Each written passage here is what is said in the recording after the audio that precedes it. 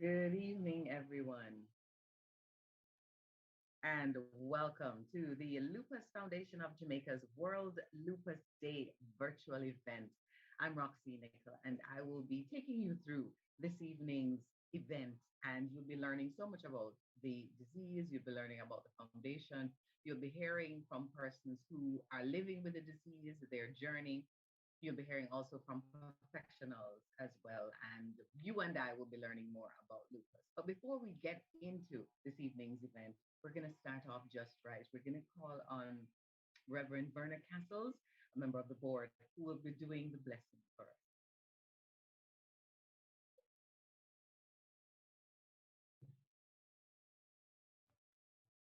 Let us pray. Loving God, today, Monday, May 10, 2021, World Lupus Day, we seek to raise awareness and educate the public about the symptoms and health effects of lupus. Unending God. We pray for those who go through the aches, pains, depression, anxieties, stress, and frustrations of this lupus challenge. Passionate God, we thank you for those who provide support, parents, caregivers, medical practitioners, friends, family members, the Lupus Foundation of Jamaica's president and board members. Upbeat God, you keep us going, even in the midst of this COVID-19 pandemic. Source of health and well-being or healing God. We who are lupus patients, thank you for making us true lupus warriors. Loving, unending, passionate, upbeat source of all our health and well-being.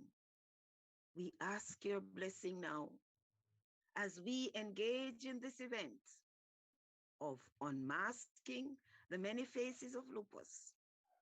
We pray this in the name of God, our Creator, Jesus Christ, our Redeemer, and the Holy Spirit, our Comforter, as we say, Amen.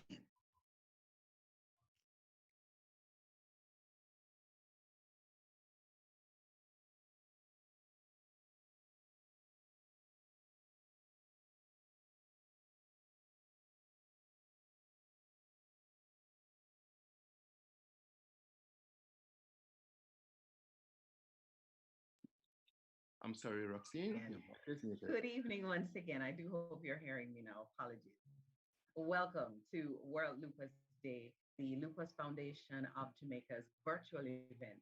And as I said before, if you're just tuning in, you're going to be learning about this disease, persons living with it, what it is, and how it affects everyone's daily lives. But before I begin with my first interview, I'd like to thank the sponsors, thank the team, the NCB Foundation, Phosphorus Group, the Collaborative Care Internal Medicine, Auto Channel Limited, the Imagination, Co-Create Caribbean, and King Alarm Systems Limited. Thank you all so much for making this evening possible. So let's get right into it. I'm going to be now speaking with Dr. Desiree Tullery, rheumatologist and president of the Lupus Foundation of Jamaica. Good evening, Dr. Tullery. I believe you are still muted.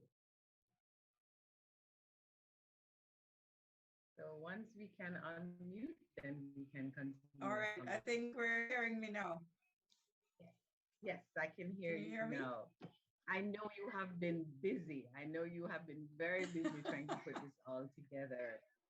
So I know it has been a runaround. So let's start at the beginning. What with the significance of the the theme unmasking the many faces? Explain to us what that is.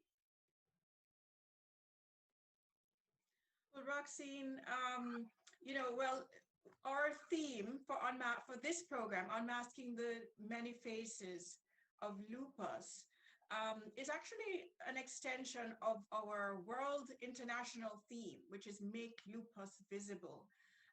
So this year, Lupus Foundation is, as usual, joining in with lupus groups all across the world as we observe World Lupus Day under that theme of Make Lupus Visible.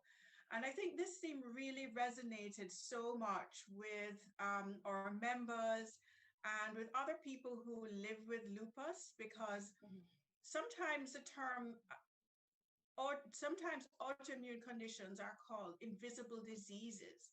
And Right. this may be for several reasons. It may be related to awareness and also understanding, both of the condition itself and of the persons who live with it, who battle it every day. And so we thought this theme was very refreshing. And so we wanted to express that in the term of unmasking. So Mhm. as you can imagine, unmasking is to make something seen and understood. And there are two ways that we can see this unmasking, because there's the unmasking of a disease that's poorly understood. Um, we physicians call it sometimes the disease of many faces. But then there are also the people who are ready or feel ready to express themselves and share about their journey. Right. And lupus affects everybody, persons of all ages, children, males, females. So we are going to be showing this evening the different persons and how it affects their lives. So you and I will be speaking throughout the evening in terms of you as a rheumatologist and also in speaking about the foundation. So just talk a little bit about how the foundation is helping persons with lupus or is looking to help persons with lupus. Yes. Well, Roxine, the foundation is really a long-standing organization. It goes beyond me and even the current volunteers. It's from 1984 that the foundation was founded, and it's been on this journey, all with the objective of improving the outcomes, improving the lives of people who are affected by lupus. And we do Mhm. this through information is one of the key ways that we accomplish this. Education for the public, for medical practitioners, and empowering patients with information they need to manage their condition and to be empowered. Um, but we also provide support. And there's a whole range, as you'll see as the program continues, there's a range of ways that people with lupus really can do with support. And Right. we seek to address those. And there's advocacy, and then there's research. Um, when we have events like this that come around, World Lupus Day, it's also a really important season for education for us. Right. And so, we call it a public education campaign. And as a term suggests, that there are many players and many people involved, and it's all coming together. And with a social media campaign, with our traditional outlets, including our print and poster campaign, Yes, that's our you were very busy today doing a lot of interviews. And what were some of the campaigns that you had leading into today? So basically, we've been reaching out with the community, as well as our media partners, and as well as our newer community, which is our social media growing social media community, to really help us build awareness of lupus. For instance, there are some things that have to be done a little bit differently in this COVID-19 period. But one of Right. our traditional outlets is actually just our print and poster campaign really just puts educational information out there at places such as our treatment centers, the clinics, the hospitals across the island. And we're doing that today, this year, and even the library service. A number of parish libraries, Westmoreland, St. Elizabeth, have been participating and setting up their own displays. And this is an important traditional aspect. And as usual, we've been able to engage the media with getting the message out. Today we Right. had about 8 interviews. Yes, And you're so very our busy today. patients, our doctors have been out there getting the word out. And our social media campaign has really been something that's been tremendously effective. And we've got our volunteers working hard to get the word out on Mhm. Facebook, Twitter, you know, Instagram, and we're even Yeah, on and we TikTok will, now. and I know, and we will be talking about how persons can get in touch with the foundation, how they can donate. There's so much that we're gonna try and pack in this next hour. But right before, is there anything else before we go on to we continue, Dr. Tullery? Well, those are just some examples of what has been happening. People are putting on purple today, and Yes, many of you came and got your purple ribbons, and you can still do that all week or perpetually. You drop a little donation, and we'll be happy to tag you. And we have yes. lots of merchandise online, and we're easy to find. We've made ourselves very accessible both to our members and the public. During the pandemic, our website is just a click away, Mhm. lupusfoundationjamaica.org, and you'll be sharing other contact information as the Okay. evening goes through. And as I said, we will be talking more about everything that you're involved in. So at this point, we're going to go to a message from the Minister of Health and Wellness, the Honorable Dr. the Honorable Christopher Tupton.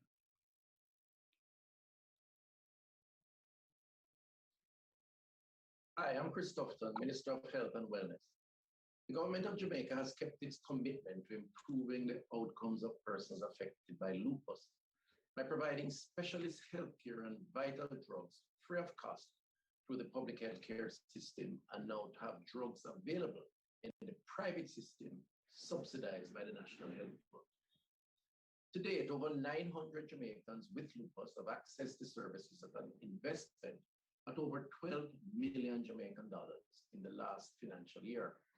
The NHF subsidizes over 120 medications for lupus, and I encourage those persons affected to enroll today and utilize 105 fully operational drug serve locations and 49 public-private sector pharmacies to access your medication for treatment. The government has also played its part in supporting initiatives that improve the awareness and understanding of the disease, and I salute the Lupus Foundation of Jamaica for the work it has been doing, and I look forward to our continuous collaboration. As we observe World Lupus Day under the theme, Make Lupus Visible, I implore all Jamaicans to join together to fight lupus and support persons living with the disease. Thank you.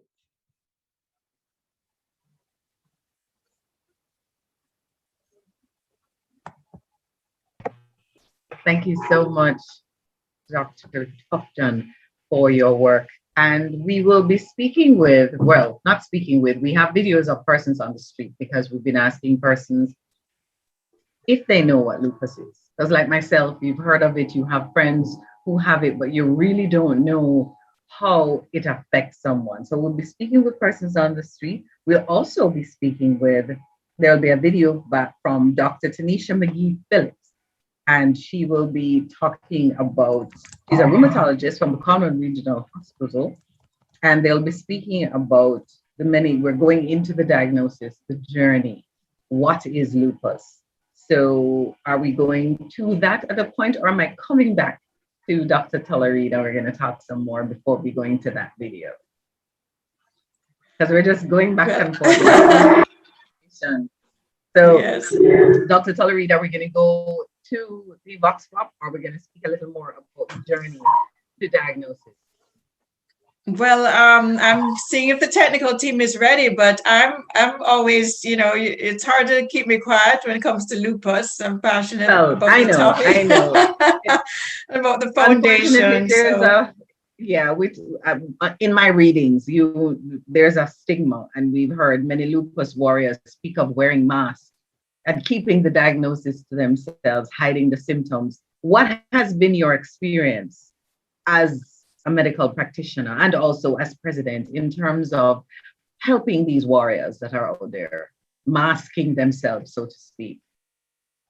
Yes, Roxine, interacting with patients so much, especially outside of the formality of the doctor-patient relationship, the direct doctor-patient relationship, and just actually working together, because I've been volunteering over 10 years at Lupus Foundation, various capacities, and I think it's 12 years.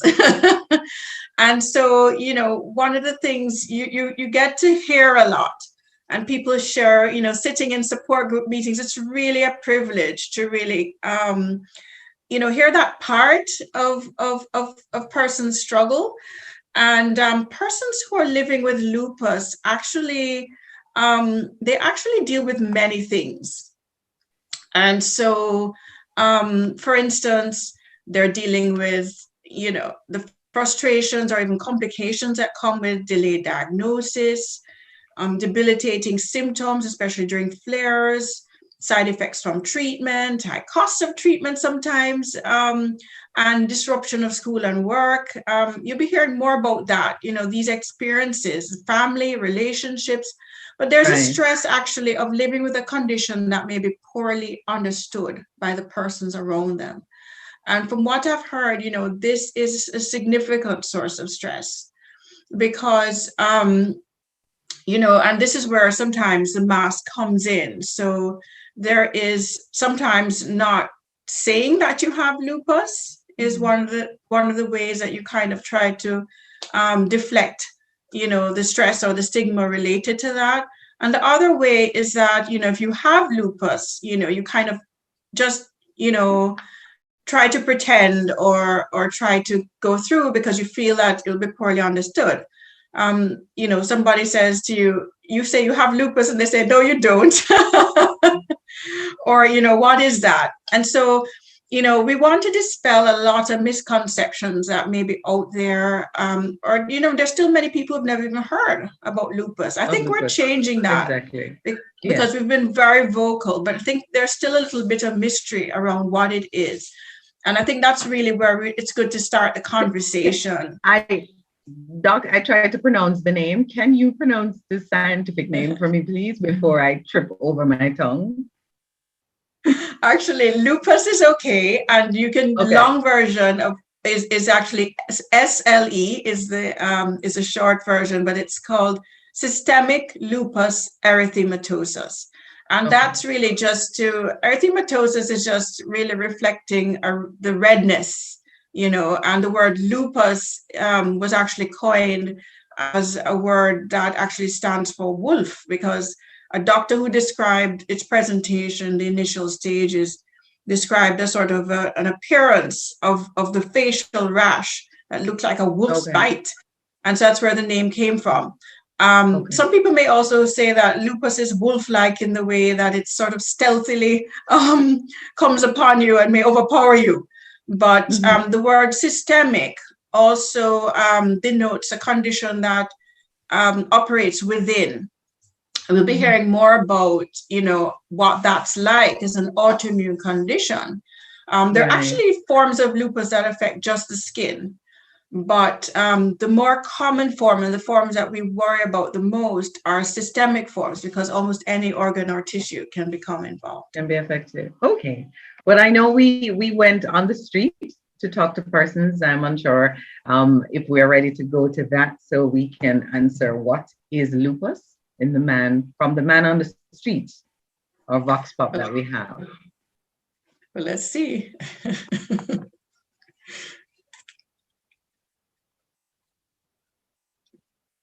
And waiting on the video, I will remind you again, thank you so much to our sponsors, NCB Foundation, Fosterich Group, Collective Care Internal Medicine, Auto Channel Limited, The Image Nation, Co-Creation Caribbean, and King Alarm Systems Limited. And if you're just tuning in, welcome to the Lupus Foundation of Jamaica's virtual event.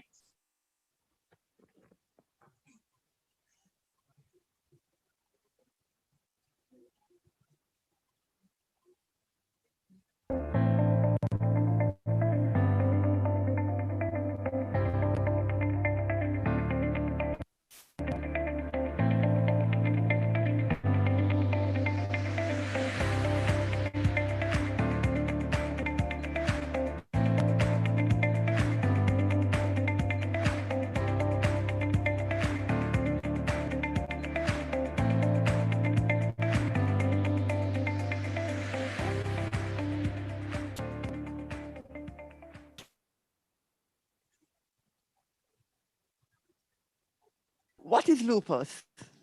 Oh, it's what's it, the autoimmune disease where it's basically your body turning against you. So it's kind of like your cells that are used to fight diseases, I think, kind of like turn against you. So people that have it different effects for different people. Some people the hair start falling out. Some people that the eyes start to bulge out. Some people start to have like weight fluctuations. Yeah, that's what I know of it. You know anybody who is living with lupus? I knew a couple. One of my mom's friends, a teacher at Andrews, had it. And like I saw the weight fluctuations, I saw her eyes start bulging out after that time. She passed away. One of my friends, like she had locks, very nice locks, very pretty. Hair started falling out. Her skin like started peeling off. Someone else that has it too. Yeah. So yeah, I know a couple people that have it. Did you know that May 10 is World Lupus Day? Yeah, I did. Like the images will release it on that day. What is lupus? Well, lupus is, I don't have much information on it, but I know it's a disease that is chronic. I don't really have much information on it. Do you know anyone living with the disease? No, I don't. Are you aware that May 10 is World Lupus Day? No, I did not know that. Lupus is a disease that attack the lungs and eat out the lungs and do a lot of things to the body. From my understanding, it's persons with illness. It can be from anything ranging from a fever, sore coming on the skin, fingernail falling off, loss of appetite, vomiting. Yeah, that's from my understanding, what I get to understand. Do you know anyone with these? Yes, I know of one person. One person I know what's with it. Are you aware that May 10 is World Lupus Day? No, I didn't. I did not. No, I don't know what is lupus, but I know of persons who have had lupus and have died. But I know someone who is still living with lupus, which it break down the immune system, so she's unable to work. She can do no form of heavy nothing because she's very weak, and her complexions, her skin pigment damages. Did you know that May 10 is World Lupus Day? No, I don't. I'm not quite sure what lupus is, but I know that I had a friend who died from lupus. Okay. And are you aware that May 10 is World Lupus Day? No, I wasn't aware. Are you also aware that Jamaica has one of the highest cases of lupus in the world? When my friend died from lupus, I was wondering what kind of illness was that, because I didn't have any knowledge of it. My friend, she had, first of all, pains in the leg, swollen feet. Her pressure went high, very high. While in and out of the hospital, she developed diabetes also.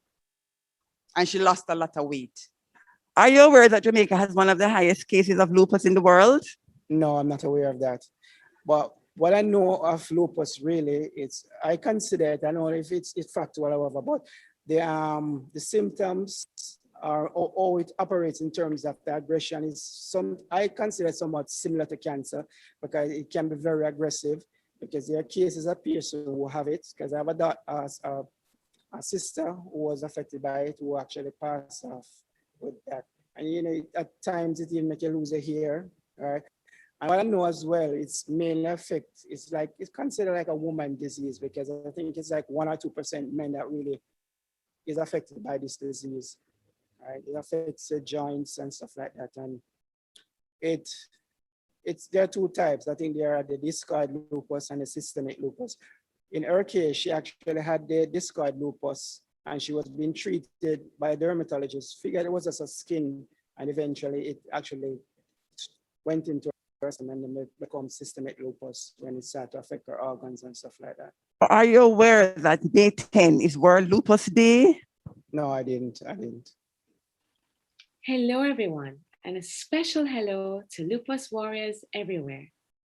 I'm Tanisha McGee Phillips, and I'm a rheumatologist. Let's talk about lupus, what it is, and what causes it.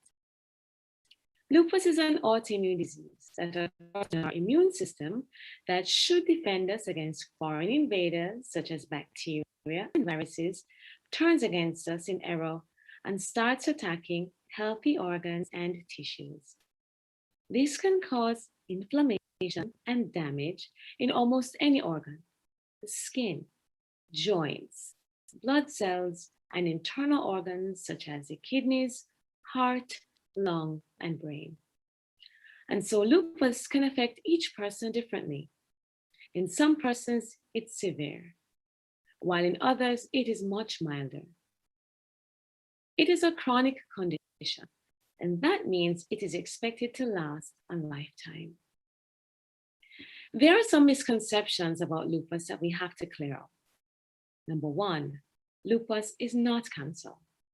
And number two, lupus is not contagious. You cannot catch or spread lupus. Lupus can affect anyone, but it most often affects young people. Symptoms and diagnosis occur most often between the ages of 15 and 44, and up to 20% of persons are diagnosed in childhood. Overall, lupus is 9 times more common in women than in men. Patients with lupus may at times experience flares of the disease. Flares can be triggered by stress, sun exposure, infections, or by stopping treatment. Now let's talk about the cause of lupus. The cause is not fully understood, and many scientists believe that lupus develops in response to a combination of factors, both inside and outside of the body, including genetics and the environment. It appears that people with an inherited predisposition for lupus may develop the disease when they come into contact with something in the environment that can trigger the immune system to behave abnormally. In terms of genetics, researchers have now identified more than 50 genes which they associate with lupus. While most of these genes have not been shown to directly cause lupus, they are believed to contribute to it. We also know that lupus can develop in people with no family history of it. Certain ethnic groups, such as people of African and Asian descent, have a greater risk of developing lupus, which may be related to the genes that they have in common. While the environmental elements that can trigger lupus and cause flares aren't fully known, the most commonly cited are ultraviolet light, as in sunlight, and infections with certain viruses. Understanding what lupus is and what can potentially trigger it is very important for lupus warriors. So be empowered by this information today.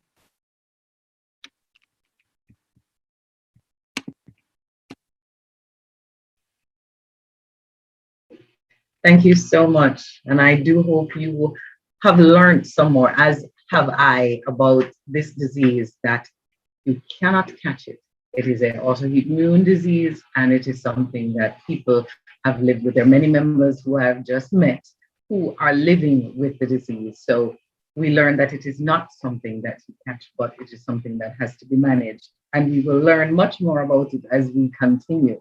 And I know I'll be dragging in Dr. Tuller Reed again every now and again to speak about it, because we're now moving into the diagnosis of lupus and the journey of it. And based on the facts that we have, we know that an estimated 5 million people worldwide have lupus. And Doc can always correct me if I'm wrong. Lupus can strike at any time, but 90%, they say, are women. It develops between the ages of 15 and 44, and it goes across races and ethnic groups. So it is no respecter of whatever race you are, whatever ethnic group you are, it can affect you. So please ensure that you find out more about it, and you can always go to the website, lupusfoundationjamaica.org. And they're on Instagram, they're on Facebook. I'm following all of them. So learn as much as you can. It's a volunteer. They have skilled volunteers. There's communications. You can also donate. Doc, am I doing well? Am I doing okay? All right. And there are always campaigns. And I'm sitting in a room right now. Let me tell you the people in business. I'm sitting in a room. I'm surrounded by shirts, and we need to get rid of these shirts, right, Doc? I'm just saying we need to ensure that everybody gets out there and supports this foundation to help all the warriors. We need to unmask all the warriors. So we're gonna move into diagnosis of lupus. We're gonna go into the journey, and we'll be speaking with, well, will be speaking to us, Umeko Chin, a patient describing how it was presented and how it was found out that they had lupus. So let's have a listen.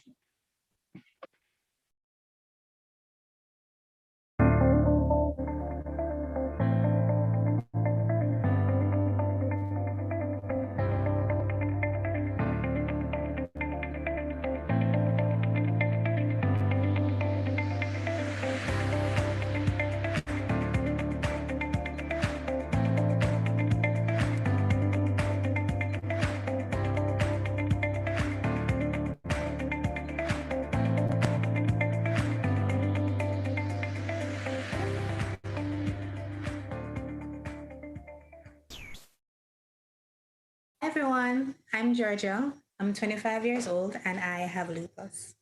I was first diagnosed back in 2017 in September after having a common cold that wouldn't go away and also some enlarged lymph nodes on my neck. Today, I'm feeling good. I just have to ensure that I take my medication on time. I try to keep active and also try to monitor my diet with some cheat days, of course. There's good days and bad days, but the support that I get from my family, friends, and loved ones is what keeps me going. I also try to set my boundaries. I know my limitations and try my best to always listen to my body whenever it's telling me that I need to slow down, rest, and just take My a name step is back. Umiko Chin. I'm a final year student at the University of the West Indies, and I have lupus. Okay, so I was diagnosed at 16. A lot of things are still a blur, but from what I can remember is I suddenly got sick. I kept throwing up, just throwing up. Everything I ate just kept coming up. And I took a trip to the doctor. Now, the doctor said that it was probably meningitis or some other things I don't remember, but I know I took a series of tests and I was told that it's not lupus. It's probably just a stomach bug or something. And I went home and I kept throwing up again. And I saw a kidney specialist and then I did a ANA test and then it came out negative. So I went home again. I was on prednisone though. I went home again and then I passed out at school. And then I took another visit to the doctor. And I honestly don't remember what was said because I was just in and out of seizures. But I remember going back to the Turks and Caicos Islands where I'm coming from. And I remember passing out one night. I went to the hospital there. And then the last thing I remember was being flown into Jamaica to the University of the West Indies where I met a rheumatologist, Dr. Maloney. And that's when I found out, yes, it is indeed lupus. And I was further treated for that. I had numerous seizures, and that was basically it.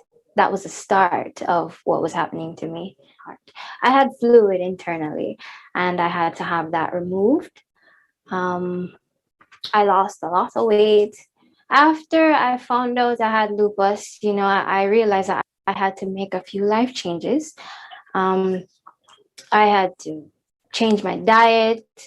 I could no longer do the things a normal teenager could, which is, stay out in the sun as long as I want to, drink certain things, eat certain things. I was always tired. So I knew I couldn't go out as much, basically. Over time, I got over the fact that I'll never be the same again. So I just accepted it and I changed my life for the better. What I did was, so after accepting all of that, I started eating better, I started exercising, I started taking my meds, more vitamins, and over time, my lupus improved. I was no longer on prednisone. I am currently just on hydroxychloroquine and vitamins. I am doing pretty well in school.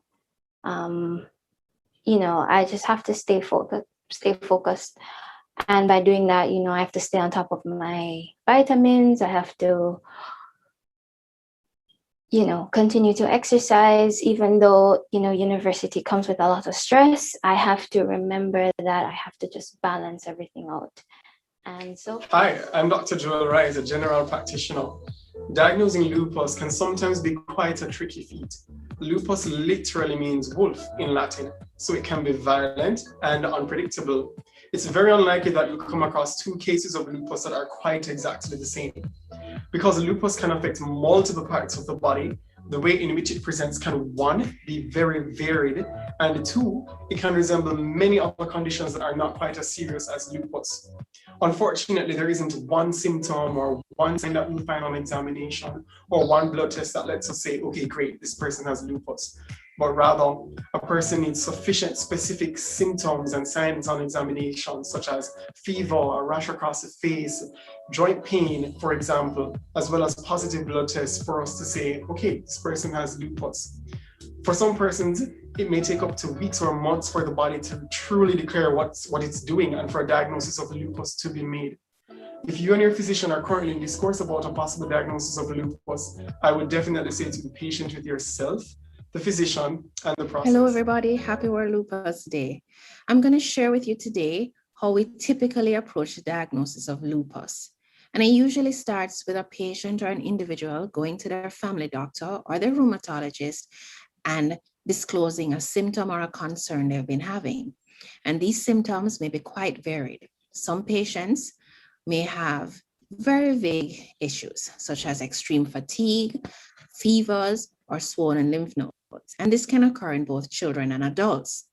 Other patients may have more typical features of lupus, and this includes the butterfly rash, which is a rash that extends over the nose bridge and over into the cheeks, or rashes that may be found elsewhere on the body. Patients may also find that they're very sensitive to the sun, and some patients may have arthritis, which shows itself as swelling and pain in the joints.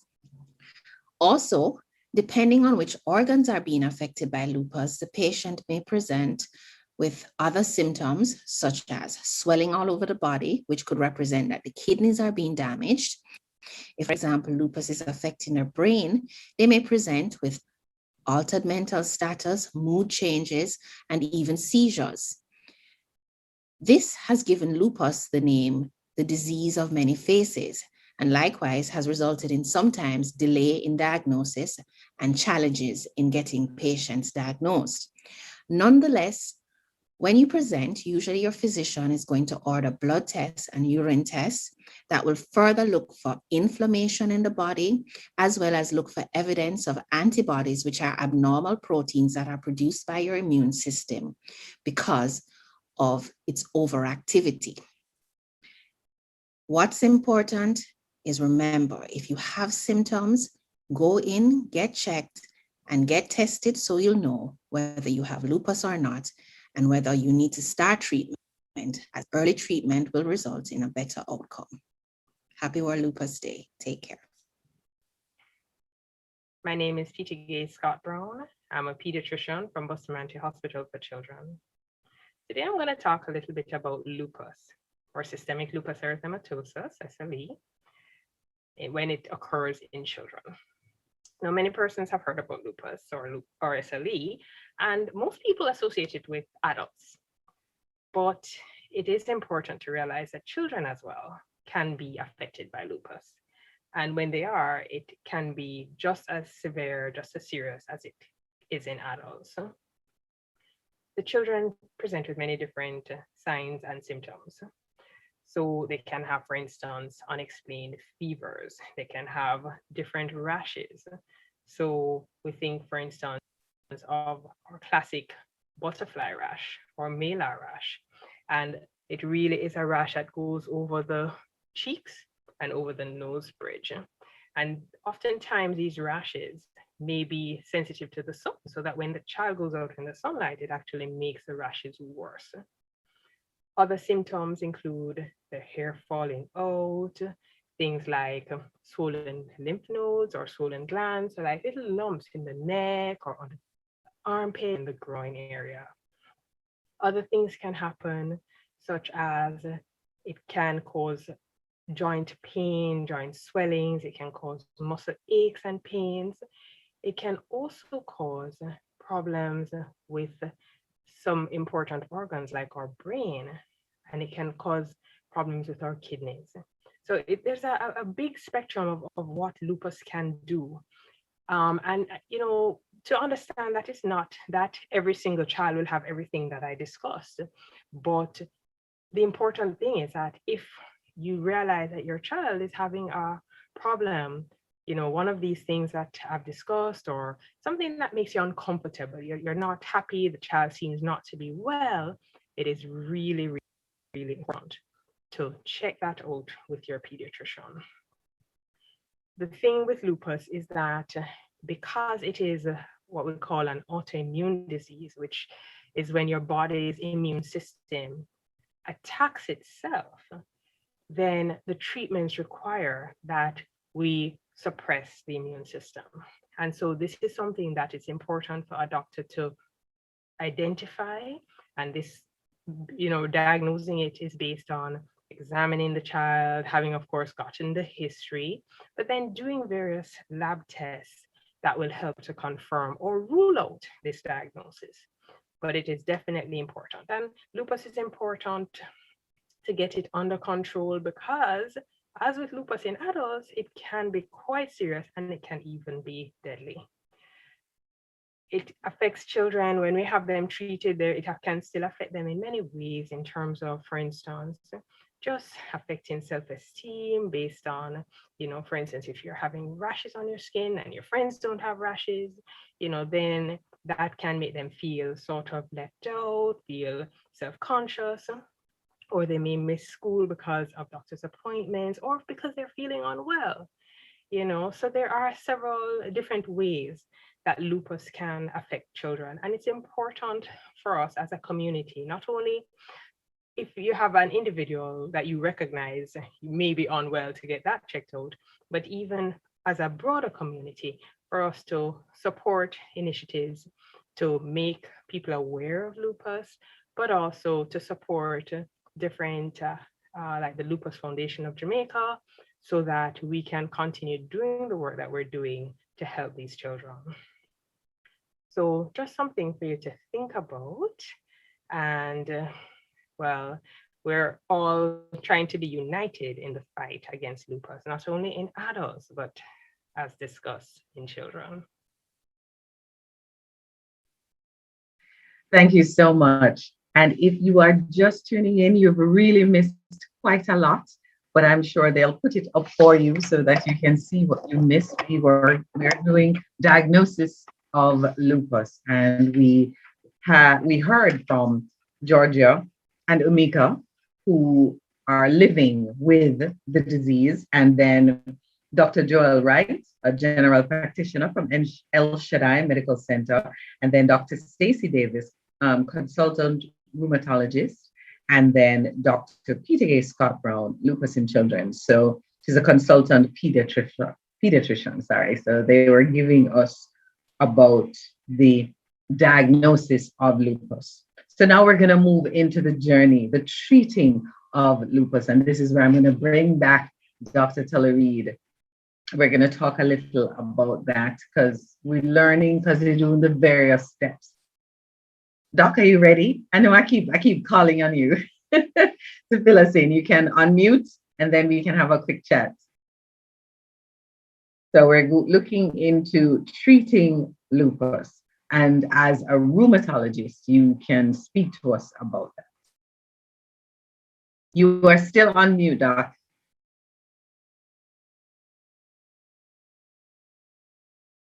Okay. There you That go. should be better. Yes. So definitely, that was, just commenting, and there's a slide that we'll show later that, just gives examples of the symptoms and signs of lupus, because that was a lot to take in.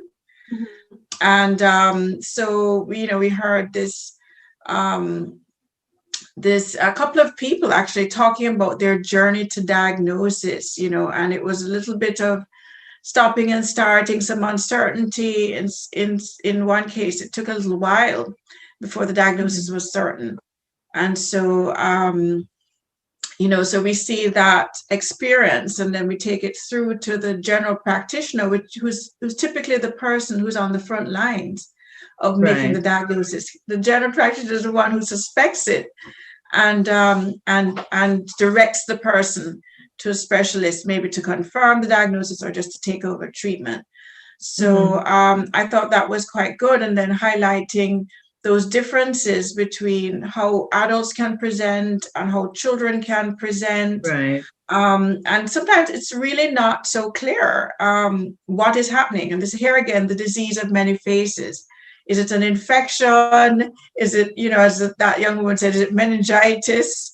Or, is it, you have swollen glands like that child, and is it a cancer? What is it? So that, subtlety is really important. And then, you heard a little bit about, it sort of segued a little bit into this section because some of the patients described their experience with treating or managing. Right. And so in this segment, we're really just highlighting how lupus is treated. And I think this is very important for people to know generally, and definitely for the persons who have lupus. So, do we have a cure for lupus? This is always the first thing that people ask. And we don't yet have what we would call the cure. The one thing that would take it away and it never comes back. It was guaranteed never to come back again. Although there are ways to do that, there may not be safe ways like bone marrow transplant and so on. That's an extreme. Right. So people don't do that deliberately to treat lupus. They may be treating something else and it happens to put the lupus into remission. Right. So digressing. So we don't have the cure. But actually, treatments have come a long way, and it's real now. It is possible for most people to achieve control of their disease with the right treatments. So the goal is to gain control of the situation, and then secondarily to maintain control. So those are two phases of treatment, and this requires experienced monitoring by an experienced. Careful monitoring by an experienced medical team, and that's what really saves lives. So as we'll see in the upcoming segment, treatments may vary a lot from just a topical treatment when the skin is involved. And even on the Vox Pop, somebody described their, what happened with their relative where the skin was just involved. But then most people actually have to take medicine orally or systemically. And there are times when, there's severe disease and people even have to be hospitalized, and they may actually be given medicine intravenously to bring the disease under control. So, so most of these medicines actually stabilize the disease, modulate, and if necessary, sometimes you have to aggressively suppress the inflammation to prevent damage to tissues and organs. So it's really very proportional to the situation, how severe it is in terms of the kinds of treatments. So so that's a little bit of an overview of the treatment that's used to control the disease itself. And then from there are medicines that may be treating related situations, such as there are some people with lupus who have to take blood thinners because they're predisposed to clotting. There's some medicines that protect the kidneys by controlling blood pressure. There's some medicines that maintain your bone strength, which can be affected by certain medications. So there are a range of things that persons with lupus need to take, and sometimes there are a lot of medicines. Some people just get by with one or two. So, and this may also vary during the course of the person's their journey. Okay. Yes. All right. So we're gonna look to Dr. Raquel Lowe Jones is gonna speak, who is a nephrologist, and Dr. Carell will also be speaking to us. Okay. So we're gonna look to those, and we are now into treating lupus. So we're gonna go to those videos.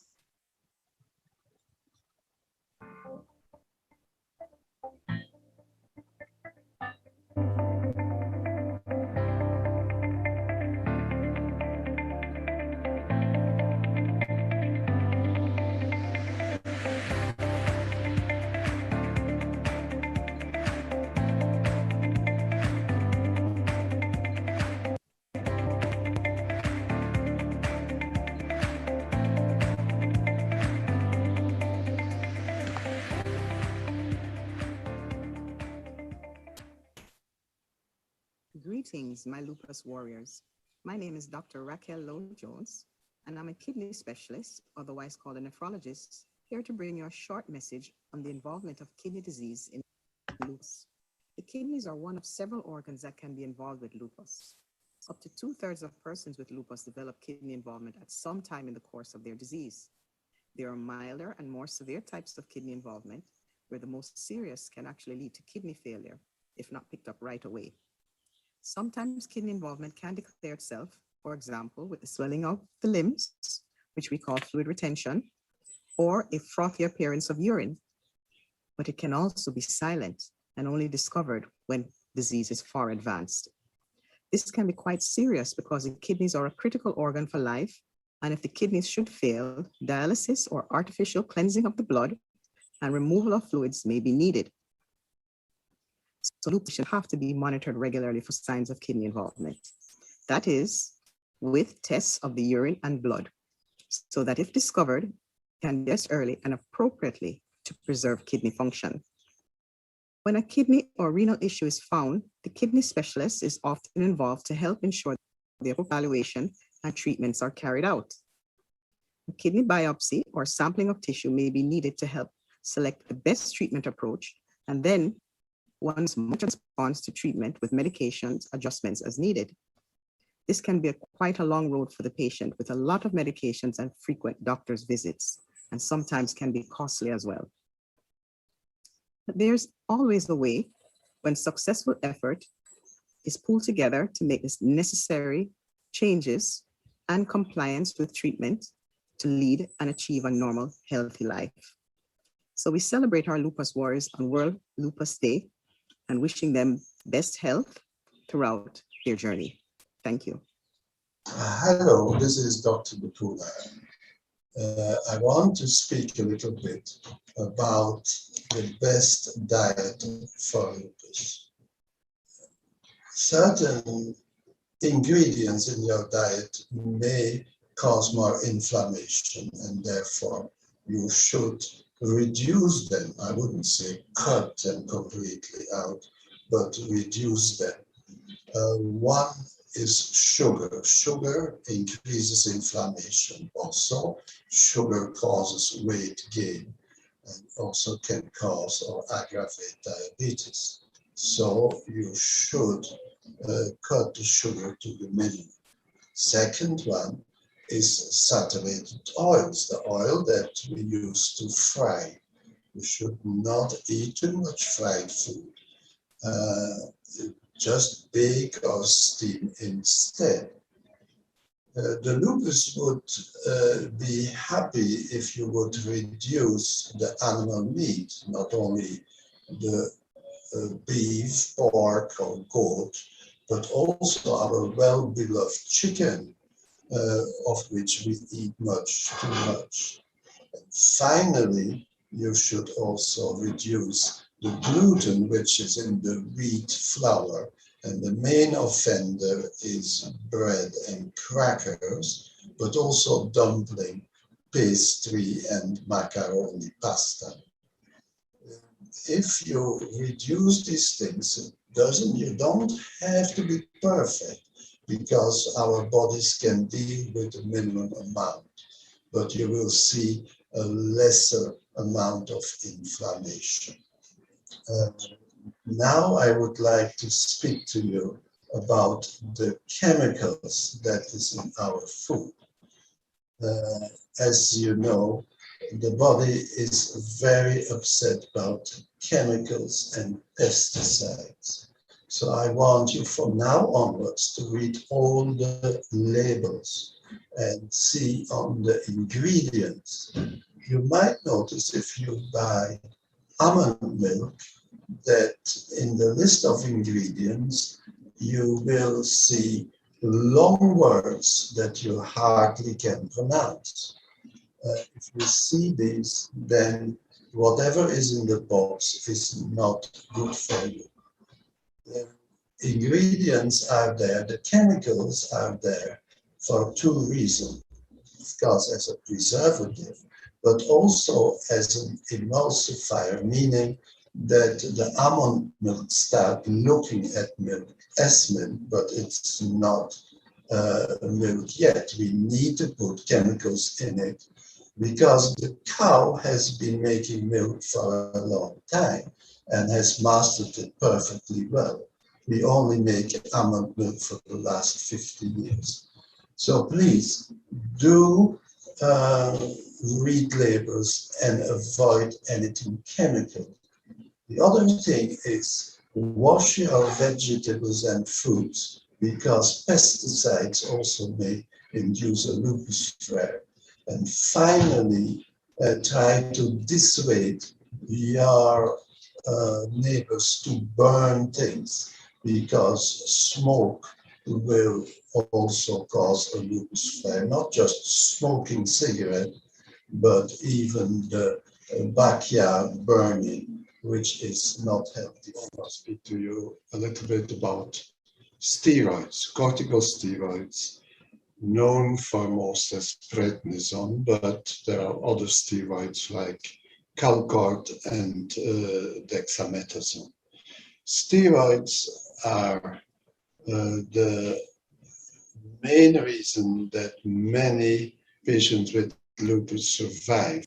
When lupus patients have a severe flare, like the kidney inflamed, the brain inflamed, or the platelets drop to next to zero, the doctors in the hospital will give you intravenous methylprednisolone, 1,000 milligrams for 3 or 5 days, and that puts you back on track. Then we will suggest that you reduce the prednisone and go back to the maintenance dose, which usually should be 5 milligrams, occasionally 10 milligrams.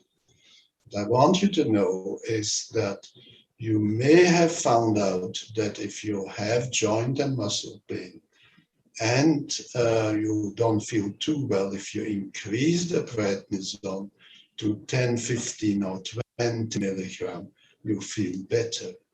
However, the higher dose of the prednisone will make you susceptible to develop sugar, diabetes, or blood pressure, or the higher dose of prednisone may eat out your bone, weaken your bone, causing osteoporosis. You would not know that until you fall and break an ankle or a wrist or a hip. And then we do bone densitometry, the measurement of the strength of the bone, and we will find out.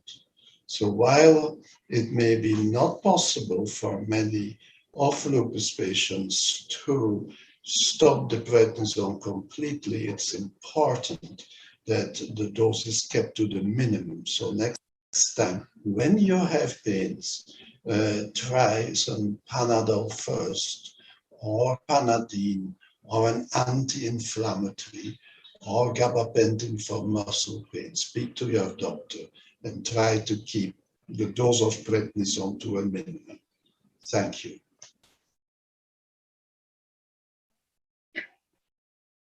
Thank you so much. That was, let me get it right, Dr. Karel de Coulier. He's a consultant rheumatologist and president emeritus and beloved president emeritus of the Lupus Foundation of Jamaica and the longest serving president of the Lupus Foundation of Jamaica, sharing some tips. And I don't know about you, but I have been just learning and learning and learning more and just want to get the information out there. And whatever you learn today, go on the website and find out about it and spread the word, because the bottom line is that knowledge is what can help to save lives, and you spread the word and you help. So we have done what is lupus, we've done treating lupus, and we diagnosed it and treating lupus. And then we're going to hear from patients who are surviving and actually thriving with lupus. So don't be put off by all the medication. Once they manage their medication, you saw Georgia, you saw Umiko, once you're managing it and you're doing well. So with everything, they can live with it. So we're going to now look at the journey and listen to some of our warriors, because I'm now a member of the team. So I'm going to say us and our. So we're going to listen to conversations with our lupus warriors. We have patients, we have Georgia, there's Anne-Marie, there's Anne-Marie, there's Jada, Kimberly, Sherry, Georgia, and Audrey. So they are lupus warriors that will be telling us about their journey and surviving lupus. And while we wait on that again, of course, are we ready? We'd like to once again thank our sponsors, NCB Foundation, Fosterich Group, Collaborative Care Internal Medicine, Auto Channel Limited, the Image Nation, Co-Creation Caribbean, and King Alarm Systems Limited. So we now go to the video with our lupus warriors.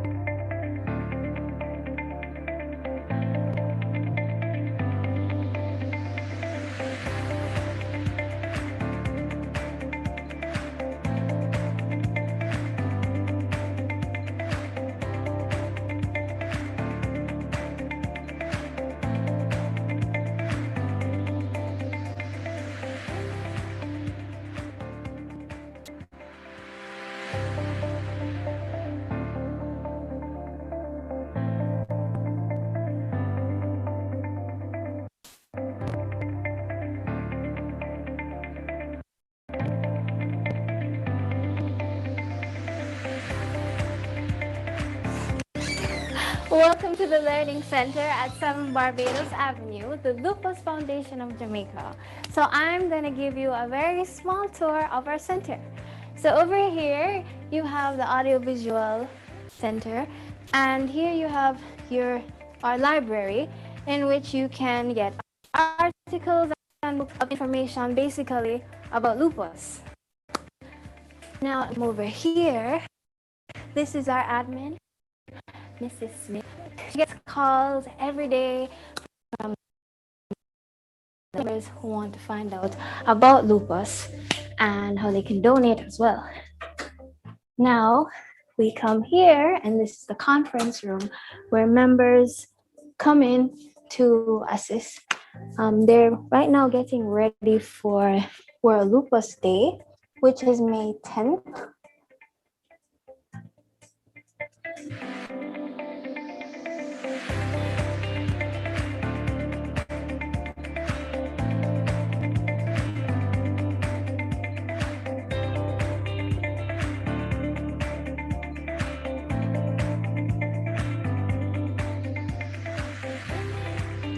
I am Christine Douglas, an HR officer, a member and volunteer of the Lupus Foundation of Jamaica, and a lupus patient.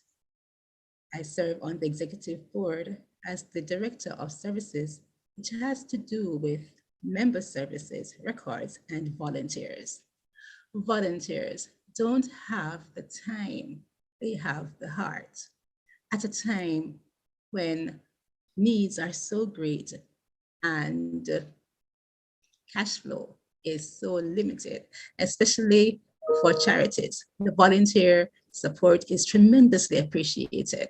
Please get involved. If you can't find the time, give your support in funds or kind. This is a worthy cause. Your time and resources will be well spent. I'm Sybil McLean from Kingston, Jamaica, and I am a member of the Lupus Foundation of Jamaica. I've also served on the board and I'm now serving as a volunteer for the foundation. I have been volunteering for the Lupus Foundation since 2006. That would make it 15 years. That's a long time. Do you have lupus? No, I don't. However, a friend of mine who had lupus had asked me to join the foundation to assist because, as she said then, persons who are living with lupus tend to, from time to time, because of the uncertainty of the disease, sometimes they're feeling well, sometimes they're very sick. And so she asked me if I could volunteer as someone who doesn't have lupus, who can assist.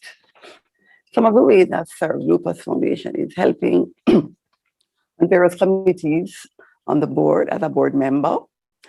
I have served helping with the committees, and in the past 2 or so years, volunteer committees, help to coordinate volunteers. And most importantly, when we have recognition or special days such as Lupus World Day, World Lupus Day, or activities that will be taking place around lupus, I help to get the media placement so we can get some amount of exposure to the public in general. Sometimes when working with the members, sometimes we have to assist in taking them to the doctors. Sometimes we help answering the helpline to get them questions that they may have, concerns, to get it addressed by doctors or other persons who might be able to assist. They may need professional counseling, which we offer by appointment. My name is Pete Smith. I have been a director at the Lupus Foundation of Jamaica for just a little over 2 years, but I have been a volunteer with this really great movement for far longer. It all started back in the 80s, actually, when a good friend of mine, Maureen Marshall, who happened to have been a member of the organization from the inception, she sort of got me acquainted with what is happening with lupus, what lupus really was, because then it was really hardly known, not much was known about the disease itself and how it affected persons. So I got very curious, and Maureen was a very good friend of the family. So as a result, she took time to explain to us a lot of the nuances and what are some of the things and the challenges that lupus patients actually go through. And as a result of that, I became, well, myself and my brother actually, who lives in Ohio, we decided that we wanted to be active participants with this organization because we think that it has such a great potential in helping persons to improve their lives, and especially like the fact that it was such a mysterious, if you may, type of disease. And as a result of that, persons would have needed to get as much assistance as possible. And being a curious-minded person, I found it extremely interesting. To today, I am still very much on that learning curve, trying to understand more about it. Not necessarily having lupus, but I have a number of friends who do, a number of ladies who have worked with me, both at Flow and in other disciplines. And as a result of that, we've had very good conversation. And as a result of that, I do feel a sense of a purpose, being able to assist them and to assist many of the other members within the foundation who have had these challenges. And I really must say that I could not find a better word to describe them as being lupus warriors, because indeed they are. And the thing is, the more persons know about the disease, the more empowered you are, and the better you're able to deal with the challenges that come with them. And I've met some fabulous persons like Omika, which I think you might have met before, who was actually had that indomitable spirit that almost all of the lupus warriors that I know have had. And I have served primarily in the role of Director of Finance. And of course, persons like to say that we're the ones who control the purse strings. But in essence, we like to come up with good and creative ideas to encourage our donors. Majority of our donors right now are corporate donors. And of course, we have a number of excellent non-corporates. And these are the persons that help to keep the Lupus Foundation going. And essentially, the work of corporate donors to do this is something that we certainly treasure. And as a result of that, we have to ensure that there's accountability and transparency with all our operations. Because at this day and age, a foundation which has started since 1984 is well established. And to ensure that we continue in the future, we need to constantly improve transparency and our accountability. And that's the area of governance that I tend to put a lot more emphasis in. And I found that we continue to improve our operations. And as a result of that, we have actually been able to secure and attract donors from just about all cross sections, a number of corporate donors and an extremely wide cross section of non-corporate donors. And we will ensure that this is maintained, because this is extremely important for the reputation, not only for the foundation, but for the membership, the management, and the board. My name is Anne-Marie Sharp. I'm a lupus survivor. I am age 54 years old. I've been living with lupus for over 30 odd years. I was diagnosed by my dermatologist about 30 odd years ago with discoid lupus. Mm-hmm. And how are you thriving or surviving? Well, striving. I still do my reading from time to time, and I get myself informed, accepting of my condition, and just taking it one day at a time. Yeah, that's it. Hi, my name is Jada Marie Graham, and I am 19 years old, and I have lupus. I've been fighting lupus for 5 years now. I was diagnosed with lupus in 2016 at the age of 15 years old. I have decided to not let lupus and my circumstances define who I am. I try to think positive always and fight with everything within me.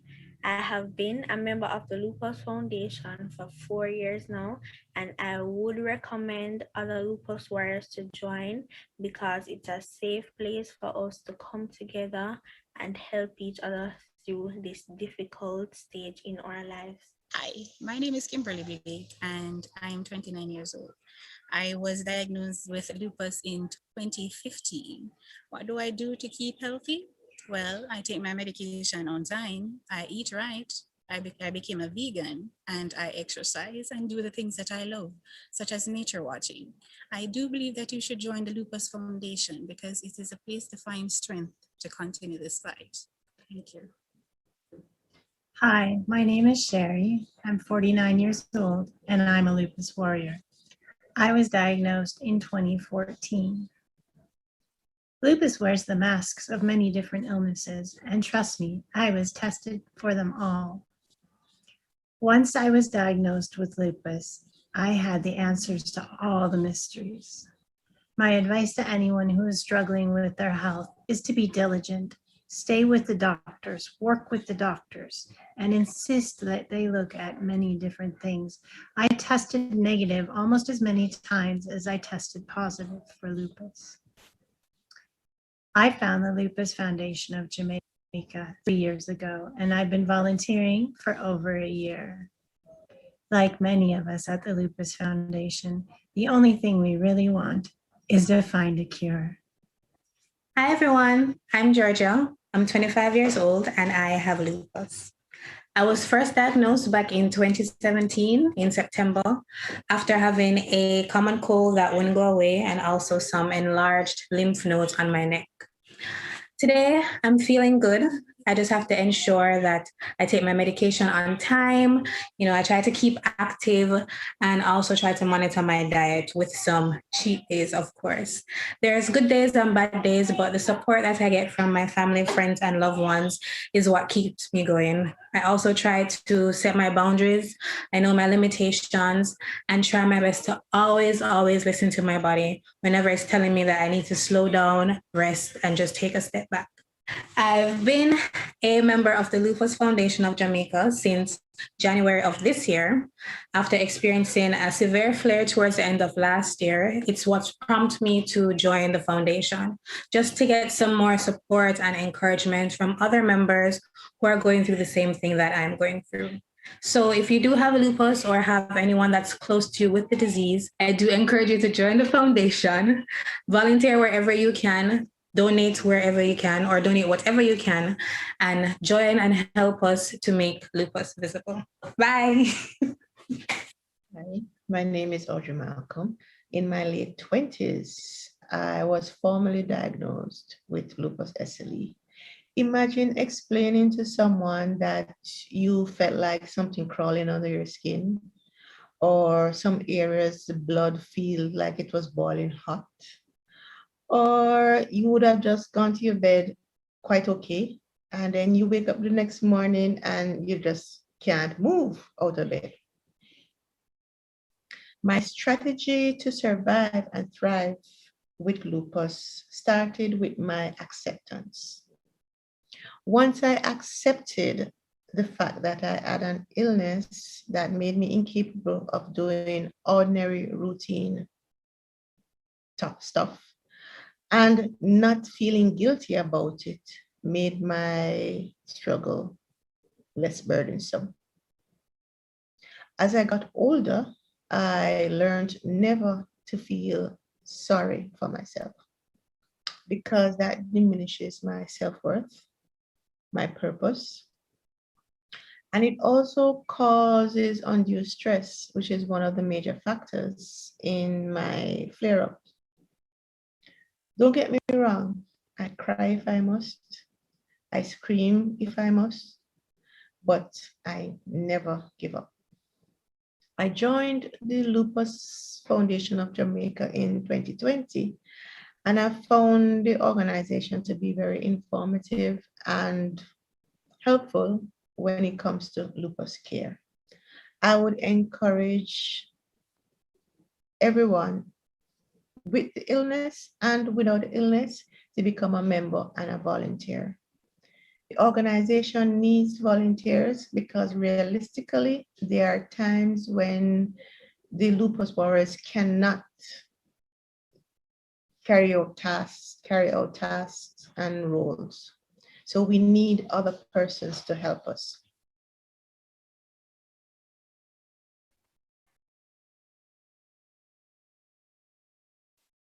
So there you have it. You just had a virtual tour of the Lupus Foundation, and you met some incredible warriors: Anne Marie, Jada, Kimberly, Sherry, Georgia, and Audrey. And we hope that they continue to fight on, and all the other warriors that you're all out there, that you're fighting on through this disease. As I said, you saw a virtual tour of the Educational Center, and you can find the Lupus Foundation at 7 Barbados Avenue, 876-754-8458. Listen, Doc has been walking around. I don't know if you want to come in and say some final words to everyone, Doc. I'm just encouraging everybody to join the fight, become a member, volunteer, donate. And of course, you know, you give us a little about the foundation, lupusfoundationjamaica.org. And they're on Facebook and they're on Instagram. Ducky, if you're going to come in, you're going to unmute and give everybody some final words. Yes, and you know, that was quite a mouthful. You know, we heard from volunteers and we heard from the patients. So what more is there to say? Lupus Foundation is there to provide support. People come in to us from anything from help finding a treatment center, information about managing their disease. People get connected to a support network.